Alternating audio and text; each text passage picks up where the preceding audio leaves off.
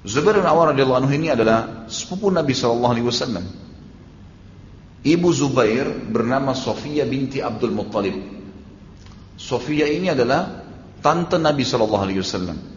Ayah Nabi bernama Abdullah. Di atas Abdullah ada Sofiyah, kakak perempuannya ayahnya Nabi SAW. Dan anaknya adalah Zubair. Anaknya Sofiyah adalah Zubair. Tentu di dalam bahasan sirah, kalau teman-teman ikutin, saya sempat menyebutkan Abdul Muttalib kakek Nabi SAW punya 16 orang anak, 10 laki-laki dan 6 perempuan.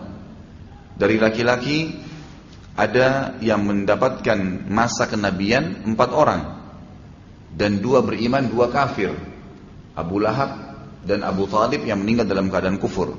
Sementara Hamzah dan Abbas radhiyallahu anhuma dalam keadaan Islam. Dari kalangan saudara ayah Nabi SAW perempuan yang masuk Islam di awal-awal adalah Sofiyah binti Abdul Muttalib, ibunya ya Zubair bin Awwam. Sofiyah ini terkenal sangat tegas dengan anaknya. Ketegasan ini bukan kekerasannya, bukan kekerasan, tapi ketegasan. Ini boleh, ini nggak boleh. Dan yang paling merupakan ciri khas Sofiyah yang terkenal radhiyallahu anha adalah beliau selalu berusaha menghilangkan rasa takut dari anaknya. Tidak boleh rasa takut. Dan takut ini hanya boleh kepada Tuhan Allah Subhanahu wa taala. Sehingga Zubair bin Awwam tumbuh besar dengan tidak pernah takut. Tidak pernah takut kecuali kepada Allah Subhanahu wa taala. Sama sekali. Kalau cuma sama manusia, sama hewan, semua itu kecil bagi dia. Ayah Zubair tentu meninggal waktu dia masih kecil dan waktu itu belum masuk Islam. Itu data yang saya dapatkan. Tapi yang jelas ibunya sempat masuk Islam. Kepribadian Sofiyah yang sangat luar biasa semenjak mengucapkan syahadat.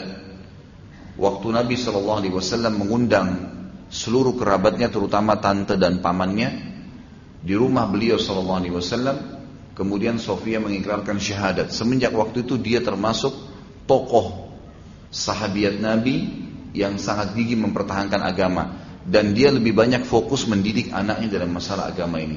Pokoknya dia menanamkan di diri anaknya Zubair agar menganut agama Islam. Dan pada saat itu umur Zubair masih 15 tahun. Masuk Islam di tangan Nabi SAW melalui Abu Bakar. Kemudian Sofiyah, waktu itu memang dia datang kepada Abu Bakar, lalu Abu Bakar tunjukkan dia untuk bertemu dengan Nabi SAW. Tapi sebelumnya memang ada wasiat dari Sofiyah untuk dia mengikuti ya Muhammad SAW yang merupakan sepupu Zubair sendiri. Baik, Zubair bin Awwam ini beliau lahir 28 tahun sebelum hijrah dan beliau wafat tahun 36 Hijriah. Tepatnya tahun 656 Masihiyah. Dan beliau masuk Islam di umur 15 tahun. Ibunya Sofiyah binti Abdul Muttalib yang sangat terkenal dengan ketegasannya kepada anaknya dan selalu mengembalikan anaknya kepada Allah dan Rasulnya, dan memohon dan meminta mendidik anaknya agar selalu hanya patuh kepada keduanya, Allah dan Rasulnya, tidak pernah yang lain. Kita ketemukan misalnya banyak muslimah yang mungkin hanya sekedar untuk duduk nonton sinetron, yang mungkin hanya sekedar untuk duduk ngobrol sama teman-temannya, lalu tidak mau diganggu oleh anaknya, maka dia membuat cerita kosong, dusta. Tidur sekarang, kalau tidak tidur nanti kamu digigit momok atau apalah istilahnya. Tidak ada syaitan yang bisa gigit manusia. Dusta. Tapi sering terjadi. Jangan keluar, nanti kamu begini. Jangan ke sana, nanti kamu begini. Banyak ancaman-ancaman yang diucapkan kepada anak-anaknya yang tidak mendidik sama sekali. Sofiyah berbeda. Lahir Zubair bin Awwam yang kita dengar nanti kiprah-kiprahnya, itu justru dengan kejujuran yang dia sampaikan dan mendidik anaknya hanya takut kepada Allah dan Rasulnya, sehingga menjadi pemimpin besar umat ini. Beliau memiliki banyak sekali manaqib. Manaqib ini maksudnya kelebihan-kelebihan tentunya. Ada poin-poinnya. Pertama, beliau sepupu Nabi SAW, dan kita sudah tahu dari saya jelaskan, ini sebuah kedudukan sendiri. Masih punya hubungan kerabat dengan Nabi SAW. Yang kedua, beliau termasuk dari 7 orang sahabat yang awal masuk Islam. Yang ketiga, beliau termasuk 10 orang yang dijamin masuk surga. Kalau tadi poin kedua, 7 orang pertama yang masuk ke dalam Islam. Ini fadilah. Sebagaimana Allah mengatakan as-sabiqunal awwalun minal muhajirin wal ansar. Orang-orang yang pertama masuk Islam dipuji oleh Allah dari orang-orang muhajirin dan ansar. 10 orang yang masuk surga, hadis yang sudah sering kita sebutkan di mana Nabi SAW mengatakan Abu Bakar di surga, Umar di surga, Uthman di surga, Ali di surga, Talha di surga, dan juga Zubair di surga. Disebut oleh Nabi SAW Zubair. Kemudian beliau mengurutnya mengatakan lalu Abdurrahman bin Auf di surga, Sa'ad bin Waqqas di surga. Kemudian Abu Ubaidah bin Jarrah di surga dan Zaid bin Khalid di surga. Ini Sa'id bin Zaid, Sa'id bin Zaid yang ke-10 yang di surga. Ini iparnya Umar bin Khattab yang menikah dengan Fatimah, adiknya Umar bin Khattab, yang Umar bin Khattab masuk Islam pada saat datang ke rumahnya. Tapi di sini saksi bahasan Zubair bin Awam termasuk 10 orang dari sekian banyak sahabat yang dijamin masuk surga. Kemudian beliau juga termasuk kelebihan yang selanjutnya adalah yang dapat jaminan mati syahid. Sebagaimana hadis yang sudah sering juga disebutkan dari awal Abu Bakar sampai sekarang Zubair, waktu Nabi SAW berada di Bukit Hira dan mengatakan tenanglah pada saat goncang, di atasmu ada Nabi, Siddiq dan juga syuhada. Kemudian selanjutnya yang kelima adalah kelebihan beliau. Jadi yang pertama sepupu Nabi SAW, yang kedua 7 orang awal masuk Islam, yang ketiga 10 orang yang dijamin masuk surga, yang keempat salah satu yang dijamin mati syahid, yang kelima adalah salah satu dari 6 ahli syurahnya Umar. Waktu kita bahas tentang Umar bin Khattab sebelum meninggal, beliau sempat mengumpulkan 6 orang dari sahabat Nabi yang dijamin masuk surga yang tersisa. Uthman, Ali, kemudian Talha, Zubair, Abdurrahman bin Auf dan Sa'ad bin Abi Waqqas radhiyallahu anhum ajma'in. Kemudian yang ke-6 kelebihannya adalah orang yang paling pertama mendapatkan julukan dari Nabi SAW, orang yang pertama menghenuskan pedang di jalan Allah. Ini adalah kisahnya sendiri. Suatu hari Zubair bin Awam di Mekah, awal dia masuk Islam, tersebar berita kalau Nabi Muhammad SAW telah dibunuh oleh orang-orang Quraisy. Maka dia pun keluar menghenuskan pedangnya, lalu mendatangi rumah Nabi SAW. Pada saat dia mengetuk dan dia temukan Nabi SAW membuka pintu, maka dia pun merasa lega, tapi dengan pedang terhenus di tangannya, seperti orang yang siap untuk berperang. Dan waktu itu umurnya 15 tahun. 15 tahun luar biasa seperti pembelaan terhadap Nabi SAW. Lalu kata Nabi SAW, kenapa kau Zubair? Dia bilang, saya dengar ya Rasulullah, Anda dibunuh oleh orang Quraisy. Lalu kata Nabi SAW, memang apa yang kau ingin lakukan? Maka dia bilang, kalau saya tahu ya Rasulullah dan Anda dibunuh, saya akan membunuh pembunuh Anda. Maka kata Nabi SAW, semoga Allah memberkahimu dan memberkahi pedangmu. Artinya nanti kamu akan banyak berjuang di jalan Allah Subhanahu wa ta'ala. Di dalam riwayat yang lain, Nabi SAW menunjuk pedangnya sambil berkata, sungguh pedang ini adalah pedang yang paling pertama dihenuskan di jalan Allah. Kemudian juga yang ketujuh adalah sahabat yang sangat pemberani dan dipuji oleh Ali radhiyallahu anhu. Waktu kita bahas tentang Ali, kalau antum masih ingat, bagaimana Ali radhiyallahu anhu sangat pemberani, luar biasa, gitu kan? Terkenal sekali dengan keberaniannya. Dan waktu kita membahas perang Khaybar, perang melawan Yahudi, ada 2 orang Yahudi yang sempat kita bahas pada saat itu yang keluar tingginya seperti pohon kurma. Kalau masih ingat, gitu kan? Yang semua badannya dipenuhi dengan besi.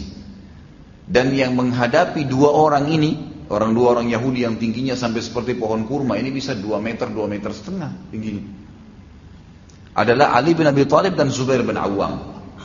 Dan dua-duanya berhasil membunuh. Kata Ali, jadi kita tahu biasanya orang yang layak untuk memuji seseorang adalah orang yang sebidang, seprofesi dengan dia. Misal seorang alim ulama yang puji juga seorang alim ulama yang tahu tolok ukur ilmunya dia seorang alim ulama. Seorang insinyur, ya insinyur juga yang puji ilmunya dia, gitu kan. Dan seterusnya, bisa ditarik bukan kita. Seperti itulah kurang lebih. Kata Ali, tidak ada yang tahu kadar keberanian Zubair dan kebesaran jiwanya dalam menghadapi musuh kecuali orang yang semisal dengan dia. Dan Ali memberikan kesaksian bahwasanya Zubair adalah orang yang paling berani. Dia kalau menyerang, dia seperti macan tutul yang sedang menyerang mangsanya. Tidak membiarkan kecuali musuhnya sudah mati, baru dia lepas. Dia mati atau musuhnya mati, gitu kan. Hanya begitu saja perilakunya. Maka sangat terkenal yang luar biasa dengan keberanian ini.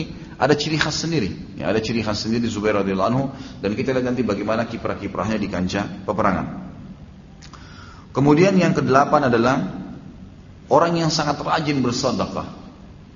Dan ini juga kita sebutkan semua sahabat yang sebelumnya juga begitu. Mereka sangat yakin dengan bersedekah di jalan Allah pasti akan dipanen di akhirat nanti. Tidak ragu sedikit pun. Dia memiliki 1000 orang hamba sahaya.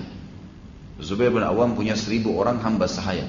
Dan hamba sahaya adalah orang-orang yang didapat dari peperangan, dari ghanimah. Kalau pasukan muslimin menang melawan pasukan kafir, maka yang di pasukan kafir itu menjadi hamba sahaya. Dan hamba sahaya ini punya hukum sendiri dalam agama kita. Mereka menjadi hamba sahaya setiap muslim, bagian daripada para mujahidin, dan dianjurkan setiap mujahid mendidik mereka, memperlakukan mereka dengan baik, memberikan pakaian, makanan, dan mendidik mereka Islam. Kita temukan banyak sekali ulama-ulama Islam darinya asalnya dari hamba sahaya, seperti Nafi', Maula Abdullah bin Umar. Sampai ulama hadis mengatakan orang yang paling sanad dalam hadis itu sanad emas namanya, jalur emas dalam menyampaikan hadis Nabi adalah Imam Malik dari Nafi'. Ini bantan budaknya Abdullah bin Umar, memang dari Abdullah bin Umar dari Nabi SAW. Ini dikatakan sanad emas. Nafi' ini adalah bekas budak, dibebaskan oleh Abdullah bin Umar dan dididik menjadi kader. Jadi Islam memang ada hamba sahaya, ada perbudakan, tapi budak ini bukan seperti yang dibayangkan, dicambuk seperti banyak orang-orang lain melakukannya, dihina, dipekerjakan keras. Ini semua tidak ada dalam Islam. Tapi yang ada adalah dididik dalam Islam, dan memang mereka ya punya hukum-hukum sendiri. Seperti misalnya mereka bisa diperjualbelikan, dan yang lebih besar daripada itu hukum Allah SWT dianjurkan untuk membebaskan mereka. Kita temukan misalnya selalu ada kalimat fatahrirur raqabah, fatahrirur raqabah. Selalu kita temukan ada bebasin budak, bebasin budak. Contoh, zakat mal.